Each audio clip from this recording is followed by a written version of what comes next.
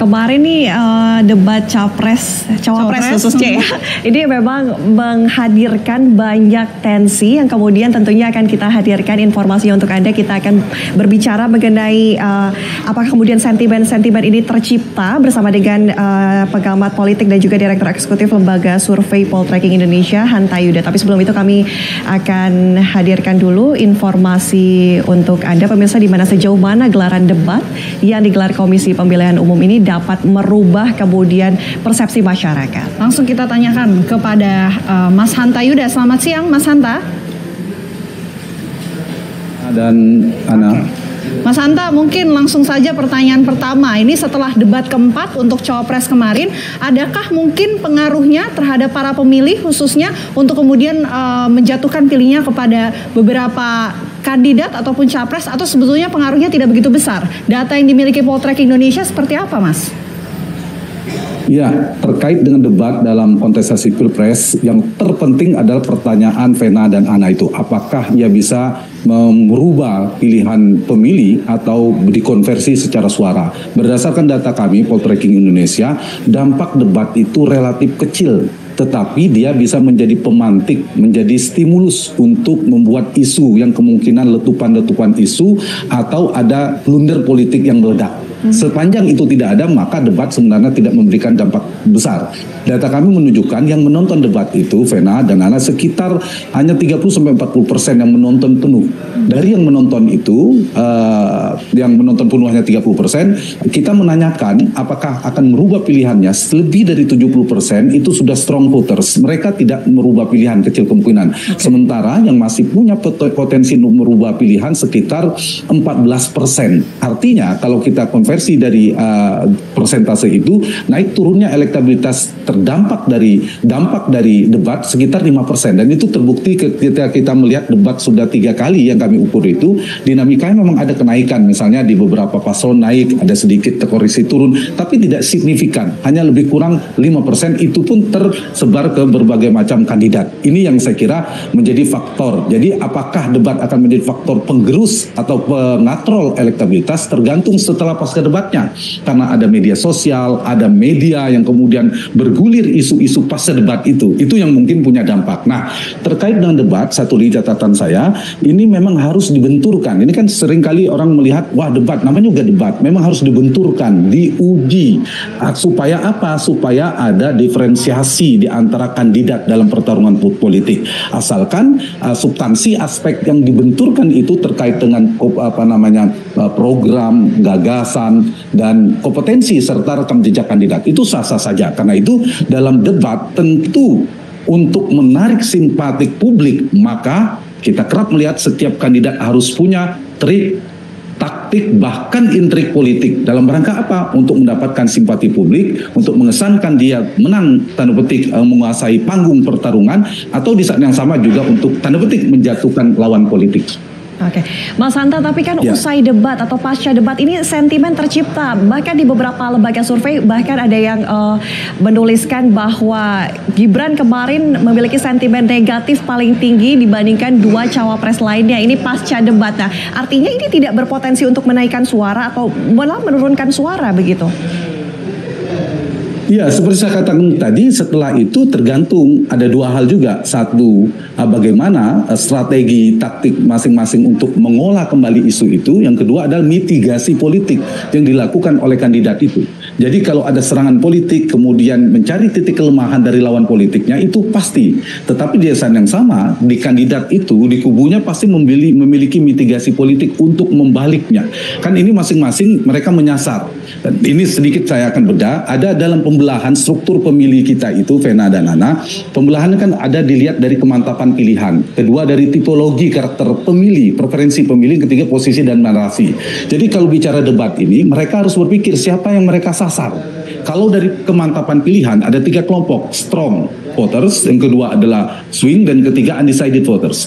Yang dari ketiga ini yang disasar bukan strong. Kalau orang sudah kuat, pilihannya sudah mantap, itu jangan-jangan debat itu terjadi hanya memuaskan kubunya masing-masing, pendukung fanatiknya, kemudian membuat semakin tidak suka dengan kubu yang juga fanatik lawannya. Yang dicari itu 2 yang terakhir, swing, yang masih bimbang di antara kandidat yang sudah ada pendukungnya, dan kedua yang belum menentukan pilihan. Nah, strateginya saya kira jangan keliru. Bagaimana mereka menarik simpati publik, karena itu yang biasanya strong, yang swing, yang galau itu kan anak muda. Nah, gimmick-gimmick politik ini juga harus diperhatikan. Bisa jadi isu ini, cara ini, gimmick ini tidak disukai di generasi X misalnya, tetapi di Gen Z sebaliknya misalnya. Nah, ini yang harus diukur, masing-masing punya strategi, dan saya kira jangan lupa yang disasar adalah orang yang belum punya pilihan politik atau orang yang belum mantap dengan pilihan politiknya, bukan hanya memuaskan yang sudah kuat dengan pilihannya atau kandidat lawan, pendukung lawan yang sudah juga kuat dengan fanatisme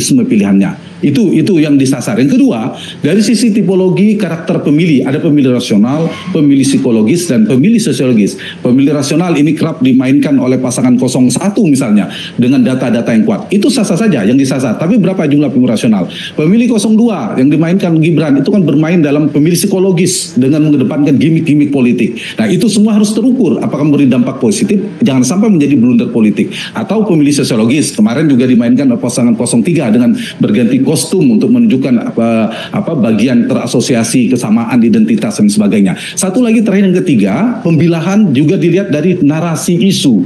Yang sekarang terbelah kan isu keberlanjutan dan perubahan, dan yang terbentuk ini sudah jelas. 02 itu merepresentasikan bagian dari pro pemerintahan, keberlanjutan. Nah, 01 yang paling kuat dalam perubahan kontra pemerintahan, 03 cenderung pada seperti 01 itu lebih pada menyerang 02 juga. Jadi saya kira dalam peta politik semacam ini, Vena dan Ana, jadi semuanya saya lihat menggunakan strategi ofensif, menyerang. Kenapa menyerang? Karena waktu tidak lama lagi. Beda kalau saya kerap mengistilahkan pertandingan sepak bola, itu kan cukup habis waktu pemenang. Kalau sekarang tidak sekedar itu, tapi mengejar ada skor.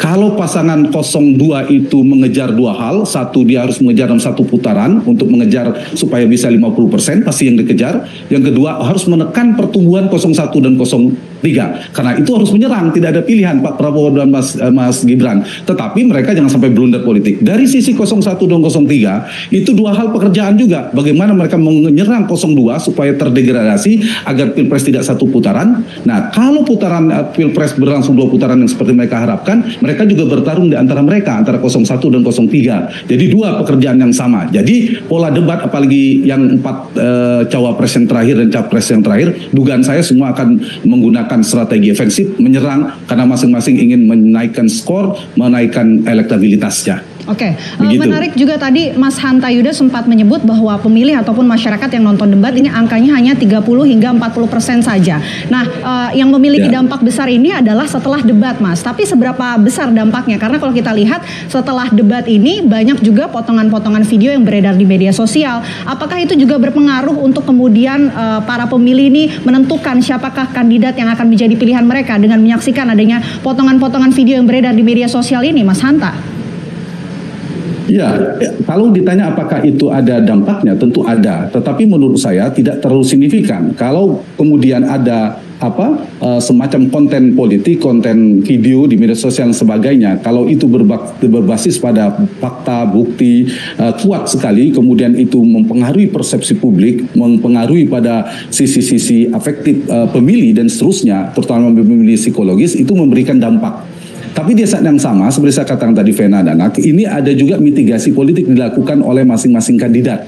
Jadi membangun perang opini, kan, membangun persepsi di setiap realitas politik itu bisa dilihat dalam multi persepsi, multi perspektif. Setiap perspektif itu akan melahirkan persepsi. Karena itu dalam pertarungan politik sebenarnya saya ingin mengatakan ada pertarungan membentuk persepsi, memenangkan persepsi publik, dan siapa yang bisa memenangkan persepsi publik maka dia pemenang politik. Nah, persepsi politik hari ini dibentuk melalui media-media yang cukup cepat kerjanya dalam perkembangan teknologi informasi kita. Selain di media mainstream, adalah media sosial, TikTok, Instagram, dan lain sebagainya. Ini yang saya kira memberikan dampak nggak? Tentu memberikan dampak, tapi apakah signifikan? Per hari ini berdasarkan data ada, tetapi tidak terlalu signifikan. Jadi kalau kita lihat tren elektabilitas itu, kenaikan ada fluktuasi pergerakan paling tinggi ada faktor Jokowi ketika Gibran menjadi cawapresnya Prabowo. Itu satu. Yang kedua, memang ada faktor sosialisasi dan faktor debat. Itu ada pergeseran. Misalnya faktor pada 01 kecenderungan agak naik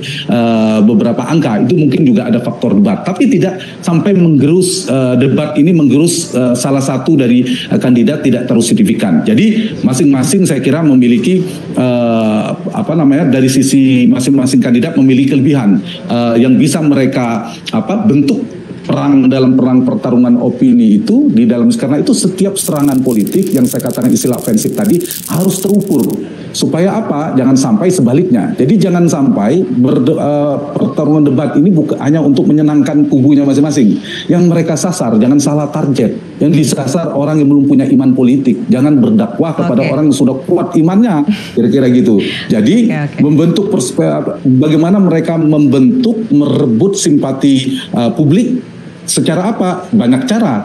Menariknya itu bisa secara ide-ide politik, bisa secara rasional, tapi bisa dengan gimmick-gimmick politik. Jadi ujungnya pertarungan dalam debat itu harus bisa dikonversi menjadi dukungan politik berupa suara. Karena itu yang diperbutkan adalah simpati publik, bukan sekedar menang kalah. Simpati publik, lalu itu disukai publik, lalu bisa mendapatkan dukungan politik secara elektoral. Mas Hanta Yuda, kalau kita lihat lembaga survei yang sebelumnya sempat mengatakan dan memberikan hasil bahwa di tahun 2014 kemudian di tahun 2019 undecided voters ini yang diperebutkan oleh para calon presiden dan juga calon wakil presiden ini akhirnya memilih oposisi. Peluang seperti itu apa bisa terjadi juga di 2024 seperti apa?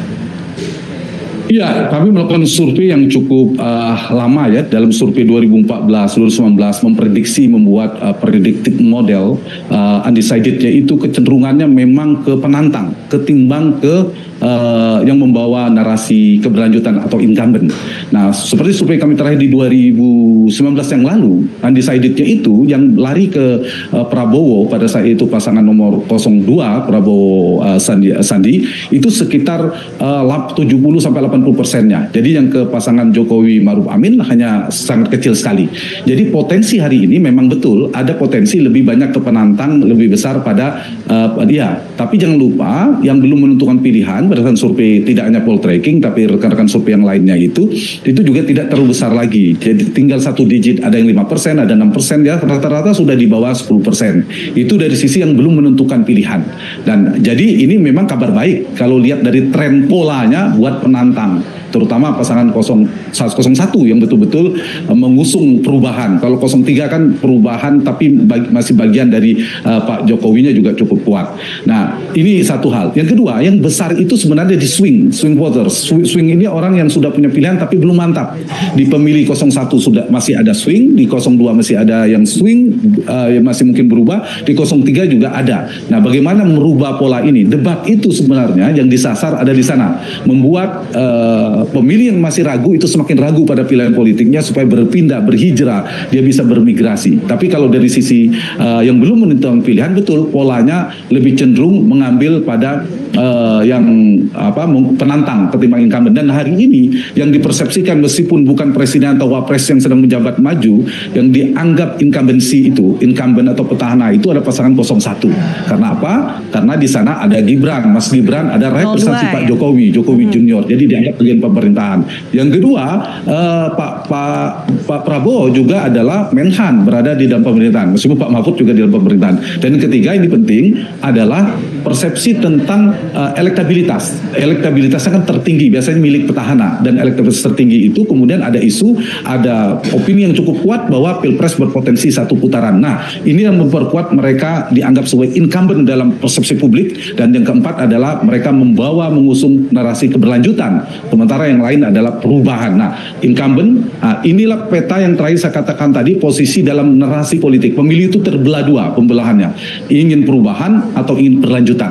Keberlanjutan berapa angkanya, yang puas dengan Jokowi cenderung ingin keberlanjutan, yang tidak puas cenderung ingin perubahan. Terlihat pembelahan seperti ini, dan posisi debat-debat ini mengokohkan bahwa pasangan 02 itu bagian dari keberlanjutan, bagian dari incumbency tadi, petahana. Sementara pasangan 01 cenderung menjadi penantang, terutama 01 itu menjadi penantang sejati. Jadi berada di kontra pemerintahan. Itu yang memperkuat dalam persepsi publik. Nanti tinggal diukur lebih kuat mana, apakah Pilpres kita lebih pada seperti Pilpres 2009 yang lalu, Pilpres 3 pasangan tapi berlangsung dalam satu putaran, Pak SBY Budiono memenangkan dalam satu putaran, atau Pilpres bisa berlangsung dalam 2 putaran. Kemudian ada 2 yang akan ditarungkan lagi di bulan Juni. Baik, Mas Hanta, ini masih ada satu debat lagi, yakni debat Capres, debat terakhir. Nanti kita akan sama-sama nantikan bagaimana jalannya debat terakhir dan apakah memang efektif kemudian debat ini mampu mempengaruhi pilihan dari masyarakat ataupun voters. Nanti kita akan bahas lebih detailnya lagi.